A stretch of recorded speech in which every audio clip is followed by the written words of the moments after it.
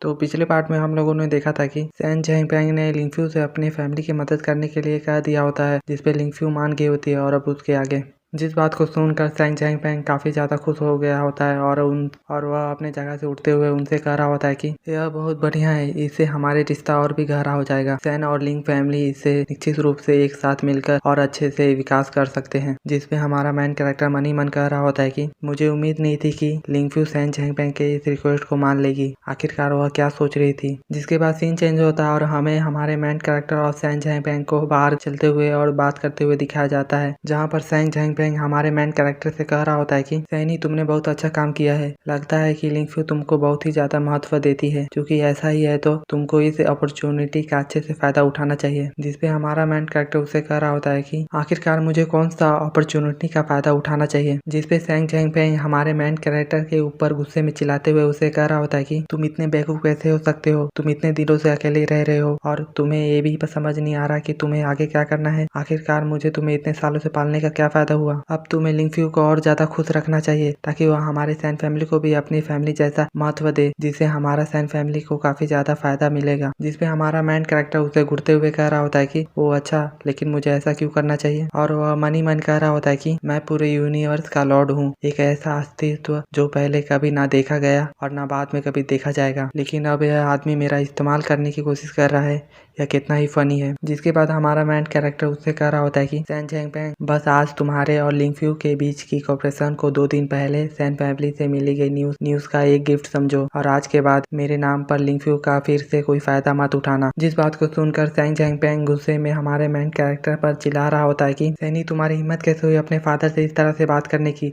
और वह मन ही मन कह रहा होता है कि मुझे उम्मीद नहीं थी कि रिच फैमिली में शामिल होने के बाद सैनी में इतना ज्यादा घमंड आ जाएगा। जिसके बाद वो अचानक से इविल हंसी हंसते हुए हमारे मेन कैरेक्टर से कह रहा होता है कि सैनी, मेरे बेटे, चाहे तुम कितना भी ज्यादा मुझसे नफरत कर लो, लेकिन आखिरकार तुम तो मेरे बेटे ही रहोगे। यह एक सच्चाई है जिसे तुम किसी भी कीमत पर नहीं बदल सकते। अगर तुम मेरे साथ फादर और यह सन का रिश्ता तोड़ना चाहते हो तो तुम्हें मेरे लिए अच्छे से काम करना होगा, वरना मैं तुम्हें इतनी आसानी से जाने नहीं दूंगा। आखिरकार तुम समझ रहे हो ना मैं तुमसे क्या कह रहा हूँ। जिस बात को सुनकर हमारा मेन कैरेक्टर गुस्से में उससे कह रहा होता है कि सैन झेंगफेंग, अगर तुम अपनी किस्मत को आजमाना चाहते हो और लिंग फैमिली के खिलाफ कोई साजिश रचने की हिम्मत करते हो तो आज तुम्हें जो लिंगफ्यू से जो कुछ भी मिला है, मैं उसे फ्यूचर में तुमसे वह सब कुछ वापस छीन लूंगा। ऐसा कहकर वो वहाँ से जाने लगता है। जिसको ऐसे जाते हुए देखकर सैन झेंगफेंग उसे पीछे से रोकते रह जाता है, लेकिन हमारा मेन कैरेक्टर उसकी किसी भी बातों को नहीं सुनता और वो वहाँ से चला जाता है। जिसके बाद सीन चेंज होता है और हमें बाई मेंकिंग को दिखाया जाता है, जो कि कार में बैठे हुए सैन झेंगफेंग का इंतजार कर रही होती है। जिसके बाद वो सैन झेंगफेंग को आते हुए देखकर उससे कह रही होती है कि सैन झेंगफेंग, लिंग फैमिली के साथ आपकी बातचीत कैसी रही, क्या वे हमारी मदद करने के लिए तैयार हो गए। जिसपे सैन झेंगफेंग कार में बैठते हुए उसे कह रहा होता है कि लिंग फैमिली अब हमारी ससुराल है, अब लिंगफ्यू हमारी मदद करने के लिए कैसे इनकार कर सकती है। लेकिन सैनी लिंग फैमिली में शामिल होने के बाद वह और भी ज्यादा घमंडी होते जा रहा है और वह मेरे साथ भी रूड बिहेवियर करने लगा है। जिस पर बाई मेंकिंग सैनी का नाम को सुनकर बहुत ही ज्यादा गुस्सा हो जाती है और उससे कह रही होती कि सैन क्यूआन अभी काफी ज्यादा दर्द में है। उस घटना के बाद से वह बहुत ही उदास रहने लगा है। यह सब सैनी की वजह से हुआ है। जिसपे सैन झेंगफेंग उससे कह रहा होता है कि हालांकि मुझे यह उम्मीद नहीं थी कि यह अफवाह सच होगी कि लिंगफ्यू और सैनी की एक बेटी होगी। जिस बात को सुनकर बाई मेंकिंग काफी ज्यादा शौक हो जाती है और कह रही होती है कि क्या सैनी की एक बेटी है। जिसके बाद वो अचानक से एक इविल सा हंसी हंसते हुए कह रही होती कि अच्छा, तो सैनी तुम्हारी एक बेटी है, यही मेरा मौका है तुमसे मेरे बेटे का बदला लेने का। सैनी, तुमने जो मेरे को दर्द दिया है उससे कई गुना दर्द अब मैं तुम्हारी बेटी को दूंगी, ताकि तुमको भी मेरे दर्द का पता चले कि मुझे कितना दर्द हुआ मेरे बेटे को दर्द में देखकर। जिसके बाद सीन चेंज होता है और हमें लिंगफ्यू का सीन दिखाया जाता है, जो कि लिन को खाना खिला रही होती है। तभी वह हमारे मेन कैरेक्टर को आते हुए देखकर उससे कह रही होती है कि सैनी, क्या वह चले गए। जिसपे हमारा मेन कैरेक्टर बैठते हुए उससे कह रहा होता है कि हाँ, वह चले गए। जिसपे लिंगफ्यू लिन की मुंह को पोंछते हुए हमारे मेन कैरेक्टर से कह रही होती है कि सैनी, सैन झेंगफेंग तुम्हारे साथ इतना बुरा व्यवहार करता है तो तुम उससे अपना सारा रिश्ता क्यों नहीं तोड़ देते। जिसपे हमारा मेन कैरेक्टर गिलास में पानी डालते हुए उससे कह रहा होता है कि तुम मेरे बारे में छोड़ो, पहले तुम मुझे यह बताओ कि तुम सैन झेंगफेंग के उस रिक्वेस्ट को क्यों मान गई। जिस बात को सुनकर सुनकर लिंगफू काफी फनी तरह से हमारे मेन कैरेक्टर पर गुस्सा करते हुए कह रही होती कि यह सब मैंने तुम्हारे लिए किया था, वरना मुझे क्या जरूरत थी उसकी उस रिक्वेस्ट को मानने की। जिसके बाद वह अपने आप को शांत करते हुए हमारे मेन कैरेक्टर से कह रही होती कि वैसे सैनी तुम कल रात को कहाँ गए थे। जिसपे हमारा मेन कैरेक्टर उसे टीज करते हुए उसे कह रहा होता है कि क्या तुमको मेरी फिक्र हो रही थी। जिसपे लिंगफू अचानक से अपने बातों से मुकरते हुए उससे कह रही होती कि नहीं, मुझे तुम्हारी कोई फिक्र नहीं हो रही थी, वैसे भी तुम मुझसे कई गुना ज्यादा पावरफुल हो। जिसपे हमारा मेन कैरेक्टर की स्माइल करते हुए उससे कह रहा होता है कि आखिरकार तुम कहना क्या चाहती हो, मैं ठीक से समझा नहीं। और वह मन ही मन कह रहा होता है कि जैसा कि लिंगफू से उम्मीद थी, वह अपने हर शब्द से मुझे फंसाने की कोशिश कर रही है। और वहीं दूसरी ओर लिंगफू हमारे मेन कैरेक्टर के इस जवाब से काफी ज्यादा नाराज हुई होती है और वह काफी फनी तरह से गुस्सा करते हुए कह रही होती कि धिक्कार है, सैनी बहुत ही चालाक है,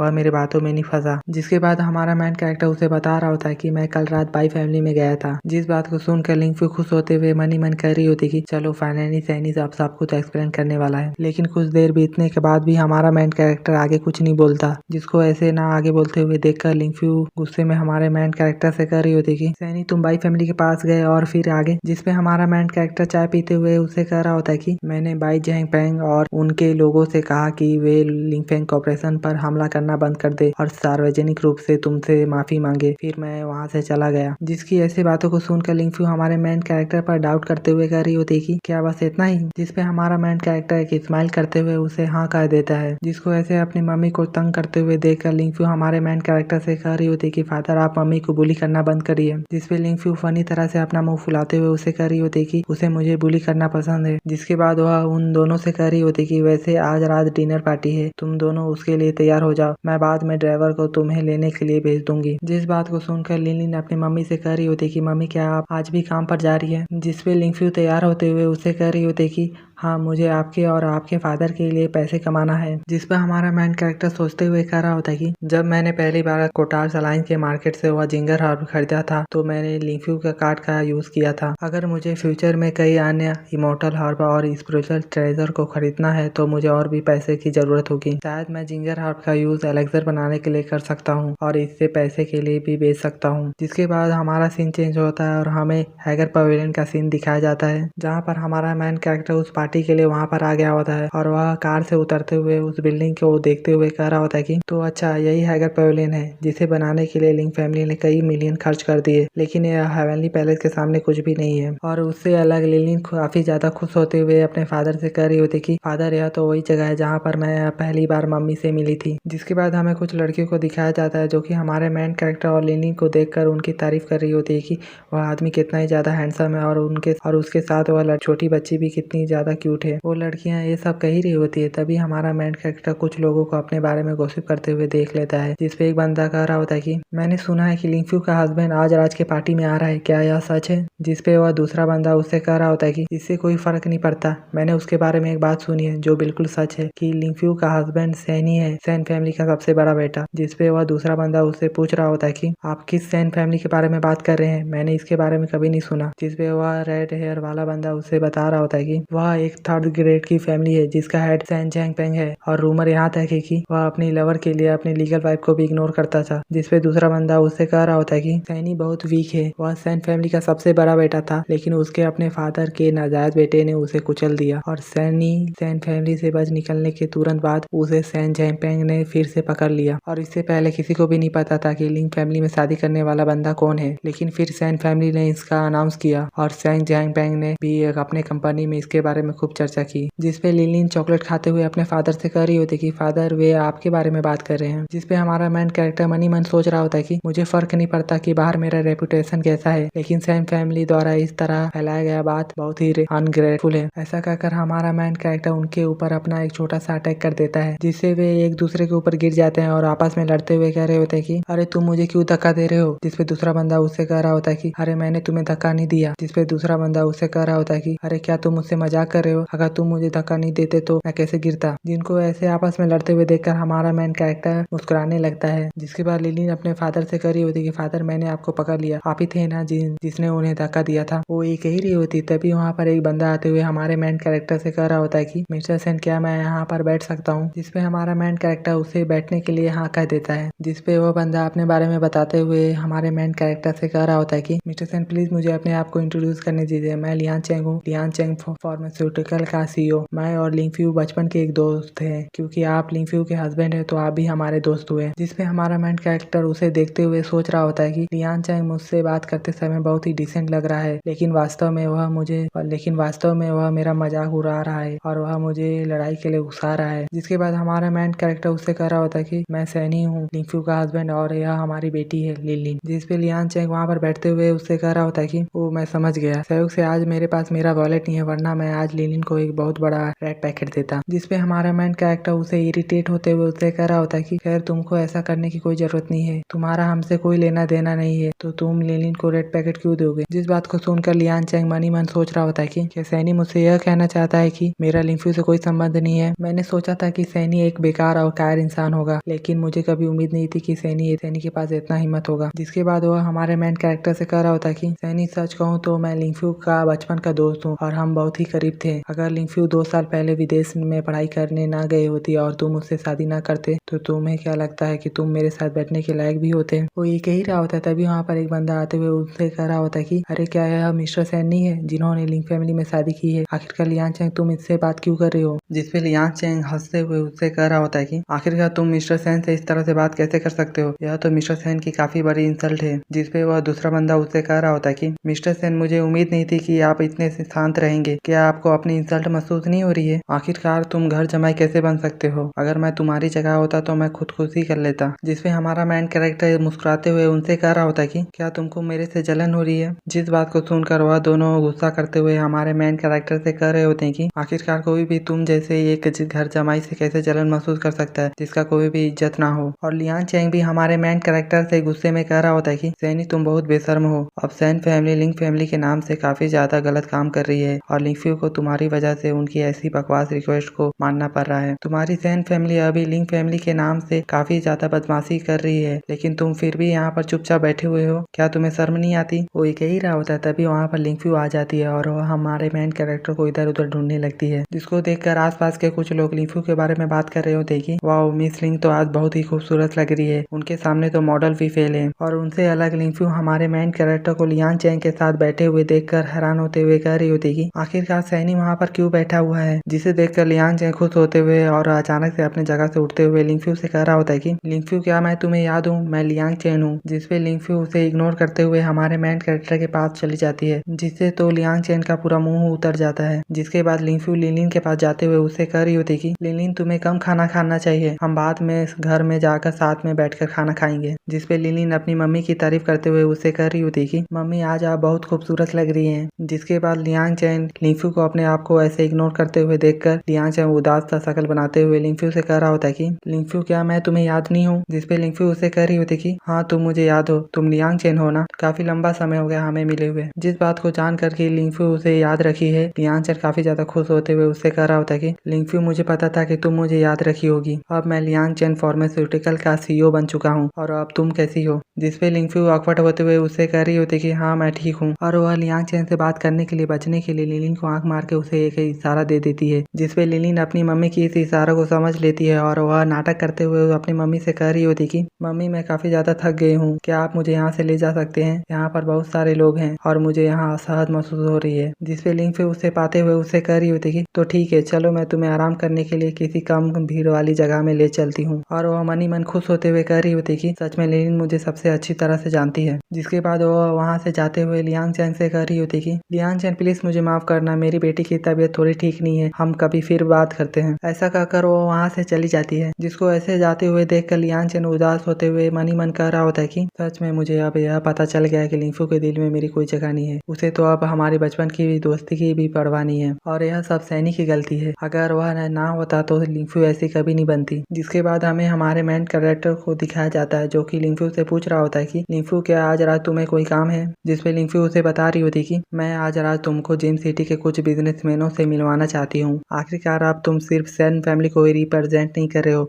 बल्कि मैं और लिंक फैमिली को भी रिप्रेजेंट कर रहे हो। अगर तुम अभी भी तैयार नहीं हो तो मैं आज रात के डिनर को और थोड़ा टाल सकती हूँ। जिसपे हमारा मेन कैरेक्टर मुस्कुराते हुए उससे कह रहा होता कि तुम चिंता मत करो, यह सही समय है उनसे मिलने का। जिसपे लिंफू हमारे मेन कैरेक्टर को देखकर सोच रही होती कि सैनी अब हमारे लिंक फैमिली का एक पार्ट है और वह हमेशा मेरे लिए परेशानी लेकर आता है, लेकिन इस समय वह जिस तरह से बात कर रहा है उसमें काफी ज्यादा कॉन्फिडेंस लग रहा है, जो कि बिल्कुल वैसा ही है जैसे मेरे हस्बैंड में होना चाहिए। जिसके बाद लिंफू हमारे मेन कैरेक्टर के पास जाते हुए उससे कह रही होती कि आज रात को काफी ज्यादा खून खराबा होने वाला है, क्या तुम इसके लिए तैयार हो। जिसपे हमारा मेन कैरेक्टर हंसते हुए उससे कह रहा होता है कि क्या खून खराबा, मुझे इसकी कोई परवाह नहीं है। जिसपे लिंफू हमारे मेन कैरेक्टर को देखते हुए उसे कह रही होती कि सैनी अगर मैं तुम्हारी पास्ट लाइफ की जांच नहीं की होती तो मुझे यह लगता कि तुम वह सैन फैमिली के सैनी नहीं हो जिसे मैं जानती हूँ। जिसपे हमारा मेन कैरेक्टर पीछे मुड़कर उसे देखते हुए कह रहा होता है कि शायद तुमने सही अनुमान लगाया है। जिसके बाद वो तीनों एक साथ सीढ़ियों से नीचे आने लगते हैं, जिसे देखकर आसपास के कुछ लोग कह रहे होते हैं कि देखो वह सैन फैमिली का वही आदमी है जिसने लिंफू से शादी की है। आखिरकार अब मैं भी देखना चाहता हूँ कि वह आदमी कौन है जिसने मेरी गॉडेस से शादी की है। जिसके बाद हमारा मेन कैरेक्टर और लिंफू उन सभी के सामने आ जाते हैं, जिसे देखकर एक बंदा कह रहा होता है कि आखिरकार लिंफू ने सैनी से शादी क्यों की है। जिसपे दूसरा बंदा उससे कह रहा होता है कि अरे तुम क्या बकवास कर रहे हो, सैनी ने हमारी गॉडेस से शादी की है। जिसपे वह बंदा उससे कह रहा होता है कि सैनी के पास अपने रंग रूप के अलावा और कुछ नहीं है तो लिंफू ने उससे शादी क्यों की। जिसपे एक बंदा उससे कह रहा होता है कि शायद लिंफू को सैनी का रंग रूप ही पसंद है। जिसके बाद लिंफू सभी लोगों से कह रही होती कि जैसा कि आप सभी जानते हैं मेरी शादी सैनी से हुई है जो सैन फैमिली का सबसे बड़ा बेटा है और आज मैं आपको उनसे मिलवाना चाहती हूँ। जिसके बाद वह हमारे मेन कैरेक्टर को सभी लोगों से इंट्रोड्यूस करवाते हुए उनसे कह रही होती कि यह मेरा पति सैनी है और यह हमारी बेटी लिलिन। जिसपे दो ओल्ड मैन सामने आते हुए उनसे कह रहे होते कि हम आपको अच्छी तरह से जानते हैं और हम एक फैमिली की तरह हैं। जिसपे दूसरा ओल्ड मैन हमारे मेन कैरेक्टर से अपना गिलास टोस्ट करते हुए उससे कह रहा होता है कि सैनी चेयर्स, आज से हम सभी एक फैमिली हैं। जिसपे हमारा मेन कैरेक्टर उनके साथ अपने गिलास को टोस्ट करते हुए उस ड्रिंक को पी लेता है। जिसके बाद लिंफू वहाँ से जाते हुए हमारे मेन कैरेक्टर से कह रही होती कि सैनी यह लोग हमको बाद में अलग कर देंगे, चाहे किसी भी तरह के लोग तुम्हारे पास आए, लेकिन तुम उनसे सावधानी से निपटना। जिसके बाद वो हमारे मेन कैरेक्टर को एक प्यारी सी मुस्कान देते हुए उससे कह रही होती कि सैनी अगर तुम इसे संभाल ना पाओ तो